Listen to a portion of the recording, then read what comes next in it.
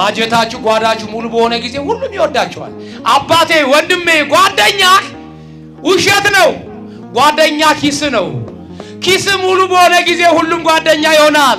የማታውቀው ሰው ሁሉ ስምህን በስማ በለው እየጠየቀ ሲያገኝ ሰልዬ ሶልዬ ይላል። እስከ ጫማ ሶል ድረስ ያቆላምጣል። ምንን አይቶ? ከዚህ መልስ ጋብዣለሁ ስለምትል እናቴ ጓደኛሽ ማጀትሽ ነው። ለምንድን ነው ሁሉም ሰው የሚወድሽ? ቀዝቃዛውን እንጀራ በትኩስ ወጥ አድርገህ ስለምታበይ፣ ስለምታጠጪ፣ ስለምትሰጪ ነው። ወይዘሮ ከሌ እያለ አቆላምጦ የሚጠራሽ። ጓዳሽ ባዶ ከሆነ ጊዜ፣ ሞሰብሽ በደረቀ ጊዜ፣ በዋቃችን በሻገተ ጊዜ እንኳን ጎረቤት እንኳን ጓደኛ ዘመድ ራሱ በሩን ይዘጋብሃል። 4-5 ልጆችን ይዘን የምናቀምሳቸው አተን እስቲ እህቴ ጋር ሄጄ ትንሽ ዱቄት ይዤ ልምጣ ብንል ዛሬ ብትሰጠን ሁለተኛ ስንመጣ ባሏ የለም ያስበላል። በሩን የማይዘጋ መድኃኒዓለም ብቻ ነው። በሩን የማይዘጋ ድንግል ማርያም ልጅ ብቻ ነው። ኧረ እሱ በሩን ይክፈትልን መድኃኒዓለም። እግዚአብሔር በሩን ይክፈትልን ወገኖች።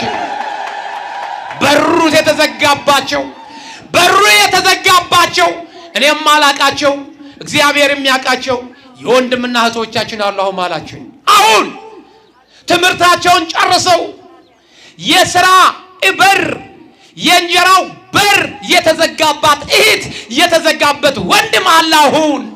አሁን አለ ትምህርቷን ጨርሳ ወይ ዘመድ የላት ወይ ደህና ቤተሰብ የላት ሥራ የሚያስቀጥራት አጣ። ዘመኑ የሙስና ዘመኑ በዘመድ የሚቀጠርበት እንጂ በእውቀት የሚቀጠርበት ጊዜ ስላልሆነ ይህች ልጅ እያለች የምትበላ ወደ ሰውነቷ አይጠጋ፣ የሚበላ ወደ ሰውነቷ አይጠጋ። እድሜ ልኩን መፈጠሯን የምትጠላ ራሷን የምትረግም ራሱን የሚረግም ትውልድ አላሁ ማላችን። አይዞ ወንድሜ እግዚአብሔር አሁን መልሳለሁ። አይዞሽ እህቴ አሁን እግዚአብሔር መልሳለሁ። የተዘጋውን በር እግዚአብሔር ይከፍትልሻል። አይዞሽ እንደተዘጋ አይቀርም።